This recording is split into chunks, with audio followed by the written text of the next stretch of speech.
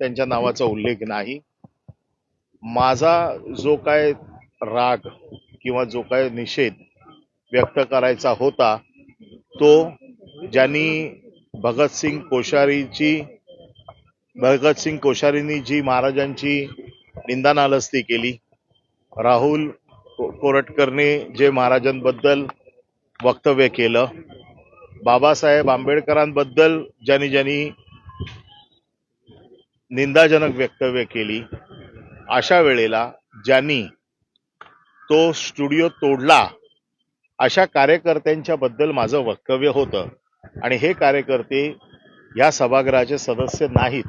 त्यामुळे माझ्या ट्विटचा किंवा माझ्या ज्या प्रतिक्रिया होत्या किंवा माझा जो निषेध होता, हा निषेध ज्यांनी स्टुडिओ तोडला त्यांच्याबद्दलचा होता.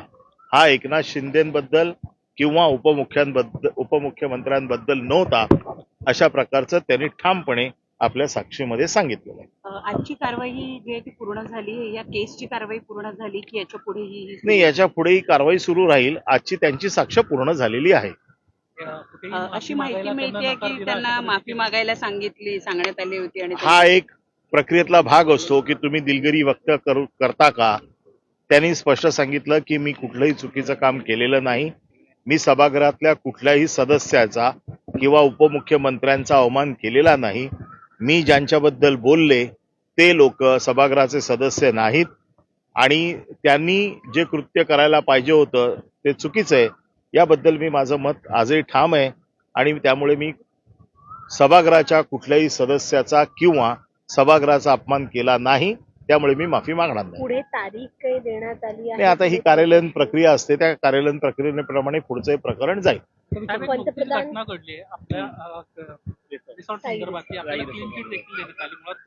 मला क्लीन चिट दिलेली नाही. क्लीन चिट ही सरकार देते.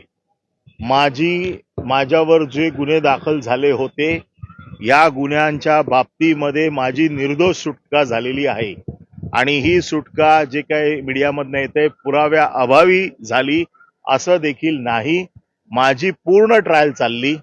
28 साक्षीदार या सगळ्या प्रकरणात आले, परंतु त्यांनी जे काही गुन्हे नोंद केले होते त्याच्यासाठी लागणारे पुरावे हे त्यांच्याकडे काहीच नव्हते. कारण मी पहिल्या दिवसापासून सांगत होतो, आपल्याला आठवत असेल तर बघा, मी पहिल्याच दिवशी ज्या वेळेला वाझेंनी माझ्यावर आरोप केले होते त्यावेळेला मी माझ्या मुलीची आणि बाळासाहेबांची शपथ घेऊन मी हे सांगितलं होतं की मी कुठलंही खोटं काम केलेलं नाही आणि कुठल्याही प्रक्रियेला सामोरं जायला मी तयार आहे.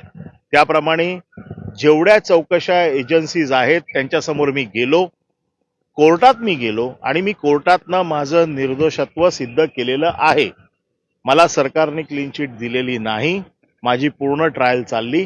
28 साक्षीदार त्याच्यामध्ये आले.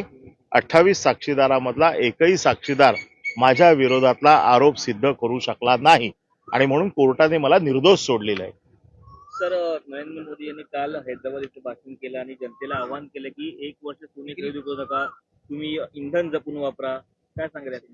म्हणजे थोडक्यात राष्ट्रावरती संकट आहे, आपत्कालीन परिस्थिती आहे आणि अशा आपत्कालीन परिस्थितीमध्ये आपण कसं करावं काम, म्हणजे थोडक्यात त्यांनी कोरोनाची भूमिका मांडली. आज जे उद्धव ठाकरे मुख्यमंत्री असताना वर्क फ्रॉम होम करत होते त्या सगळ्यांना उलटी मारलेली चपराक आहे. आता हा प्रश्न विचारणार का पंतप्रधानांना की तुम्ही घरी बसून काम करणार का, की तुम्ही घरी बसून होतात. पंतप्रधानांनी सांगितलेलं आहे की आपत्कालीन परिस्थितीमध्ये कशा पद्धतीने काम करावं. जे उद्धव ठाकरे साहेबांनी त्यावेळेला करोनासारखं संकट असताना घरून फेसबुक केलं. आज काय पंतप्रधानांनी सांगितलंय की व्हिडिओ कॉन्फरन्सिंगवर काम करा, घरून काम करा. आता पंतप्रधानांना हे खोटे ठरवणार आहेत का? जे आज टीकाकार टीका करत होते उद्धव ठाकरेंवरती, त्यांनी हा प्रश्न पंतप्रधानांना विचारावा की तुम्ही घरून काम कशाला करताय म्हणून या मैदानात. हे त्यांना मारलेली सणसणीत चपराक आहे. पेट्रोल डिझेल देखील जपून वापरा असं त्यांनी सांगितलं आहे. मी एकूण आपत्कालीन परिस्थितीच्या बाबतीत बोललेलो आहे. असं दुसरा एक मुद्दा म्हणजे बावनकुळेंनी असं एक सांगितलं आहे की आता एक सरकार नियम कायदा काढणार आहे की ज्या देवस्थानाच्या जमिनी आहेत पुरवठ्याच्या जमिनी आहेत त्या सरकार आता आपल्या नावावर करणार आहेत विशेष म्हणजे कोकणातल्या जमिनी आहेत. बघा, याच्या बाबतीतली फार काही डिटेल माहिती माझ्याकडे नाही, त्यामुळे या विषयावरती मी बोलणं संयुक्तिक ठरणार नाही. याच्यावरती अभ्यास होईल. नेमकं त्यांनी काय म्हटलंय, सरकार याच्या बाबतीमध्ये काय नियम आणते, कारण अजून नियम वगैरे आणलेले नाहीयेत, त्यामुळे कुठले नियम येत आहेत या सगळ्याचा अभ्यास करून त्यावरती सविस्तर बोलता येईल. ओके ठीक आहे. थँक्यू. धन्यवाद.